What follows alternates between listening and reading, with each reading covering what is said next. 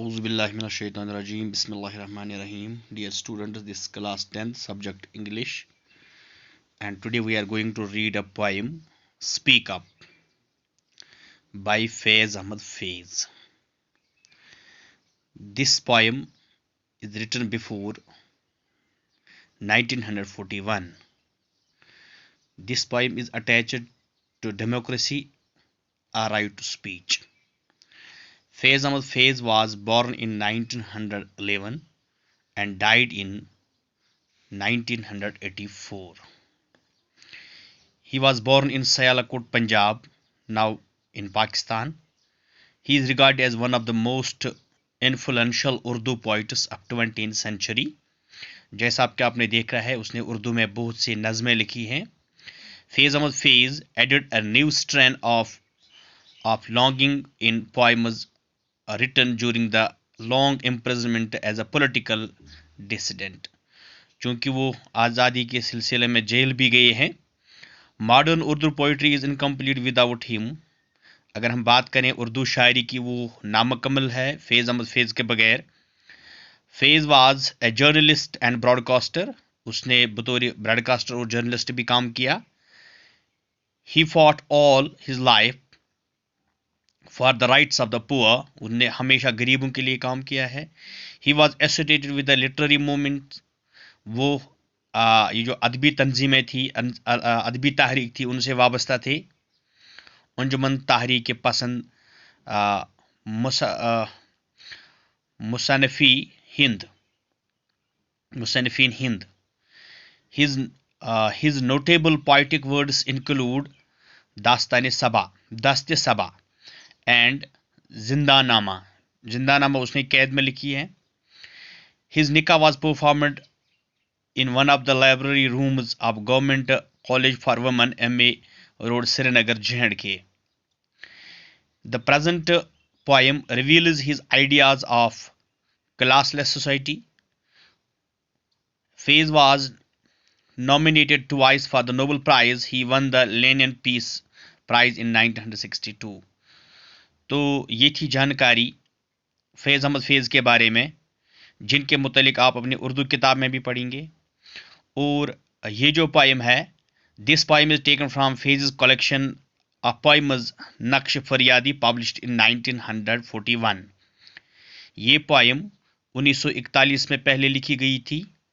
Faiz wrote speak up during the final phase of the British rule. It is evocative of that era.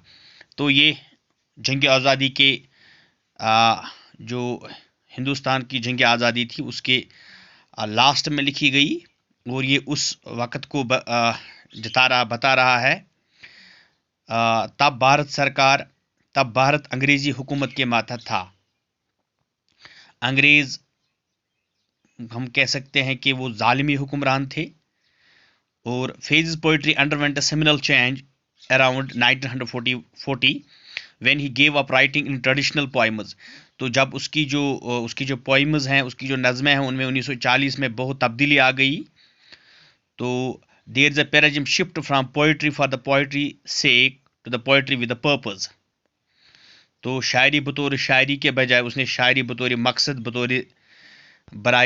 शायरी बराई मकसद इस्तेमाल की है.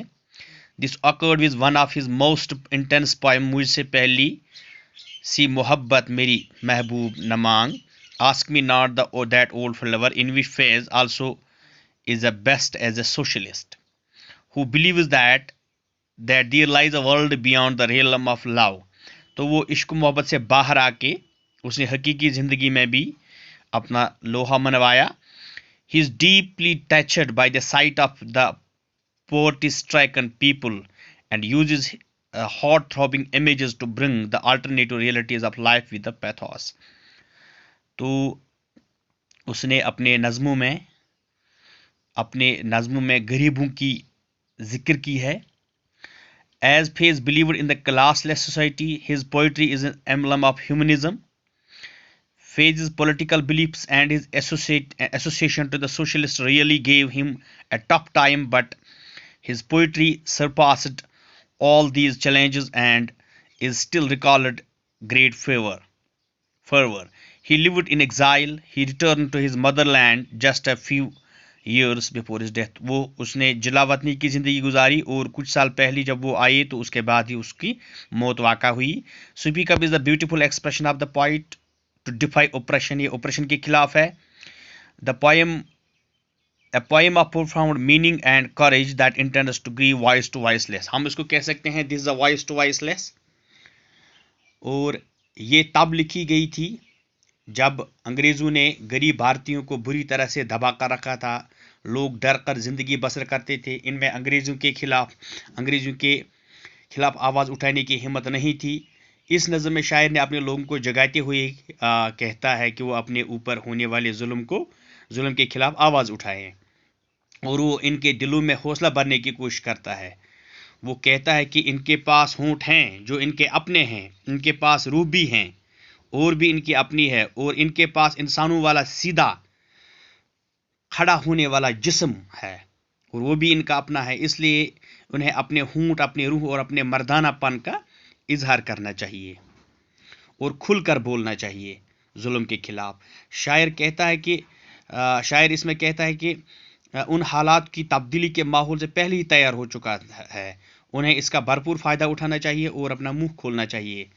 सिर्फ तभी वो गुलामी की जंजीरों को तोड़ सकेंगे और इनसे आज़ादी हासिल कर सकते हैं. अगर उन्होंने ऐसा न किया तो वक़्त हाथ से निकल जाएगा और इन्हें हमेशा के लिए पछताना पड़ेगा और उनका तन और मन दोनों मुरझा जाएंगे और फिर वो कुछ करने की ताकत खो बैठेंगे.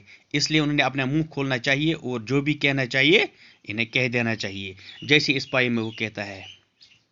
तो dear students, I think this was the introduction. Inshallah tomorrow we will do the reading of this poem. Thanks.